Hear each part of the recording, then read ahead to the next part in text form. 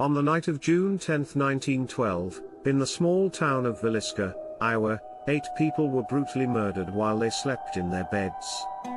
Josiah Moore, a successful businessman, his wife Sarah, and their 4 children, Herman, Katherine, Boyd, and Paul, were all bludgeoned to death with an axe. Also murdered were 2 young sisters who were visiting the Moore family that night, Lena and Ina Stillinger. The crime scene was a horrific sight. All 8 victims had been struck repeatedly in the head with an axe, and some of the victims had defensive wounds on their hands and arms, indicating that they had tried to fight off their attacker. The killer had also covered the windows with clothing and knocked over mirrors in the house to ensure that the victims' reflections would not be visible. The Villisca axe murders shocked the town and the entire nation.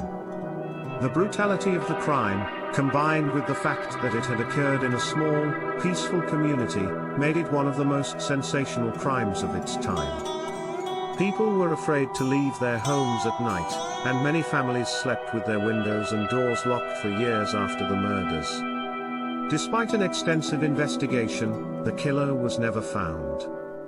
There were numerous suspects, including a traveling minister named Reverend George Kelly, who had been in Villisca on the night of the murders. Kelly had a history of mental illness, and was known to be obsessed with the case, but he was eventually released due to a lack of evidence. Other suspects included a local man named Frank F. Jones, whom Josiah Moore had had a business dispute with, and a drifter named William Mansfield, who had a history of violence and was believed to have been in the area at the time of the murders. However, none of these suspects were ever charged with the crime, and the case remains unsolved to this day. The Villisca axe murders had a profound impact on the Moore family's surviving relatives. Josiah's brother, Ross, spent years trying to solve the case and clear the family's name, and the family endured public speculation and suspicion for years after the murders.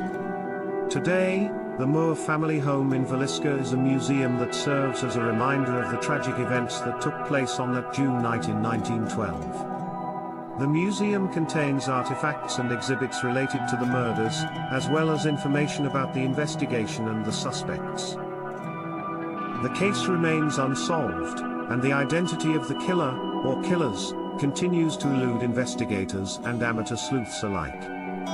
The Villisca axe murders have become a part of American folklore and continue to fascinate people to this day. The brutal nature of the crime, combined with the fact that it remains unsolved, has led to countless theories and speculation about who may have committed the murders.